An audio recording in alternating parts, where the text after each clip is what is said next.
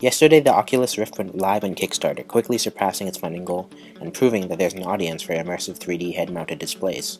Now, I personally have a long history with virtual and augmented reality. Back in 2002, I first began experimenting with total immersion using a self-made one-screen HMD, and I tied it into camera tracking as well.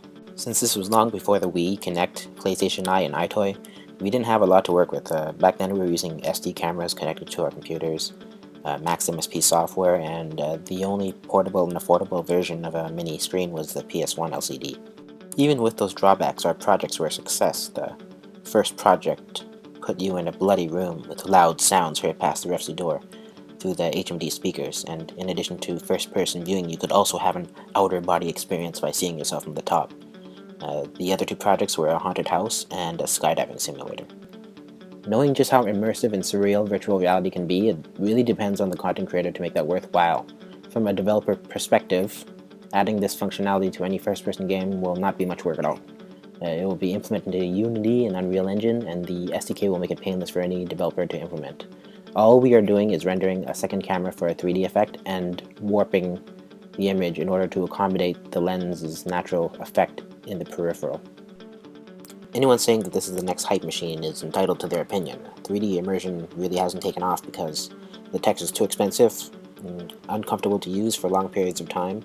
It can be graphic intensive. 3D video glasses are typically flawed in many noticeable ways. I had purchased the latest entry by Sony, the HMZ T1, and it really did not live up to expectations for technical reasons more than anything. Of the most notable problems with Sony's device, what stood out to me the most was the field of view being so far off that it really seemed like I was staring at a screen in a dark room as opposed to actually being there. The other issues were related to discomfort, the rim of the lens reflecting light, and OLEDs themselves showing some manufacturing flaws. Really, those of us who are truly interested in this technology are the ones noticing the most important flaws, including latency issues. As for the Rift, it's incredibly important right now that it goes into the hands of developers so we can begin creating the content as well as helping to sort out issues before it reaches consumers.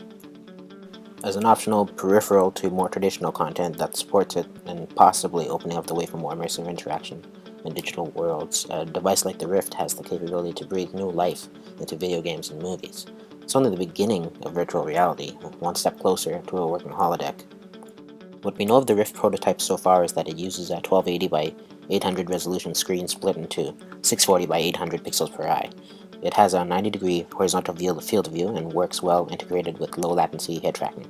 It's also very light. Many people have shown concern about how the device will look or perform, but this Kickstarter item is really only intended to help launch the later consumer product by first getting it in the hands of developers.